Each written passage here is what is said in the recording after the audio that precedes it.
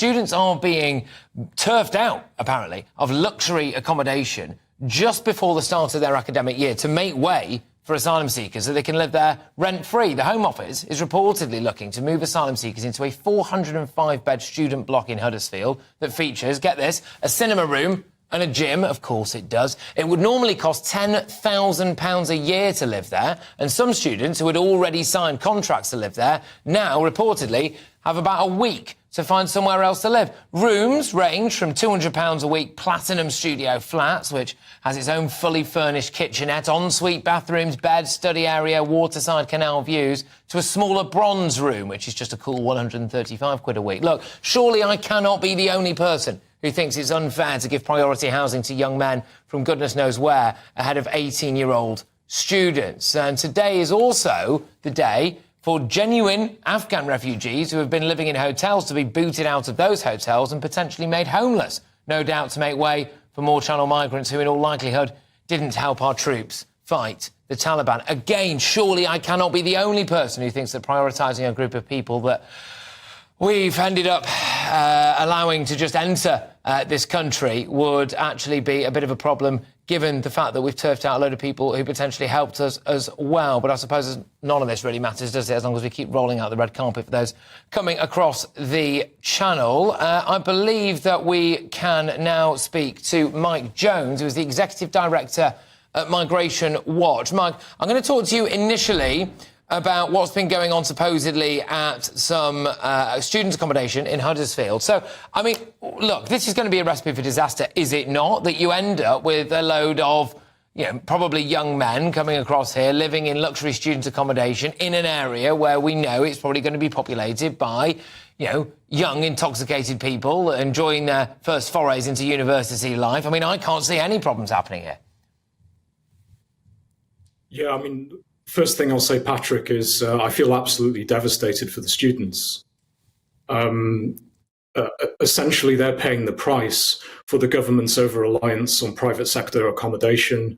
They're paying the price for an asylum system that's completely out of control. And you have hardworking students, they've got the grades, they've taken out the loan, they've, you know, made the deposits, signed the tenancy agreements, but they're being gazumped at the last minute by the Home Office, who are using their accommodation to house illegal economic migrants. And I feel this on a personal level because as a former PhD student, I spent a lot of time in higher education. And one of the appeals of HE is living in a communal environment with other students, leading an independent life, being within walking or busing distance from the campus and, you know, integrating yourself in campus culture. And that opportunity is being denied to these students. I just think it's absolutely ridiculous, though, isn't it, really, that you'd end up with a luxury housing block, students who have probably gone through our education system, in all likelihood gone through our education system, even if they've not, to be fair. They're people from other countries who've worked hard to get here. They've taken their exams. They've probably taken out a student loan. Some of them reportedly have taken out tenancy agreements already. They've got about a week or so to go before the start of the new academic year. And then wallop, all of a sudden, it turns out that we're rolling out the red carpet yet again for people who we quite possibly don't know who they are or where they're from. Well, we live in a topsy-turvy country where people who play by the rules are punished and lawbreakers are rewarded. And that's completely unethical. Essentially, the students who have been turfed out at the last minute, they'll have to find alternative means of accommodation. Some of them will go into the private sector and they'll be sharing accommodation with non-students, which is not ideal for them. Some may decide to stay at home with their parents, and that can be very isolating. You know, it's difficult to go to university for the first time when you don't know anyone. And, you know, it's absolutely essential that they're living in student accommodation with other students. And, of course, this imposes a huge burden on the taxpayer. You know, we're spending well over $6 million a day on housing these illegal economic migrants in accommodation, and the cost of the asylum system is now close to $4 billion. So it's an absolute disgrace.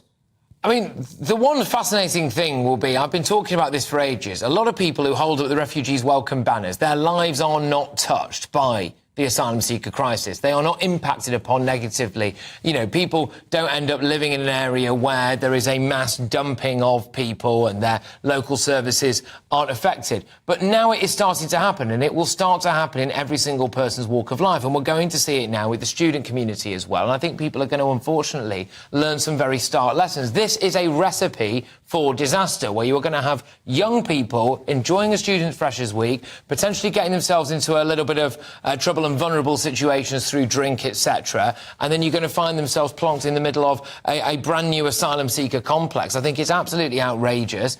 I think as well, another side of this that, again, I do find utterly disgusting is that we've got genuine Afghan asylum seekers here who helped British troops during the war, who've been in hotels, who we are now turfing out, potentially in some cases making homeless, so that we can use those hotels for more asylum seekers who've just come across the channel. That, again, is a recipe for disaster. You know, we tell these people we're going to make your country better, we hand it back to the Taliban, we say we'll give you sanctuary, then we make them homeless. I mean, what are we doing?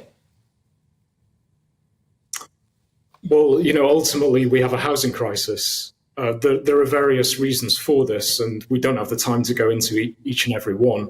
But essentially, there's a sort of supply side and demand side issue here. Yes, we have restrictive planning laws, but we also have large-scale immigration, which has taken place over many years. This has increased the value of property, it's increased rents, and you know, ultimately, it's imposing a huge burden on the younger generation. Who are spending an enormous amount of disposable income. Yeah, no, exactly. It's absolutely ludicrous.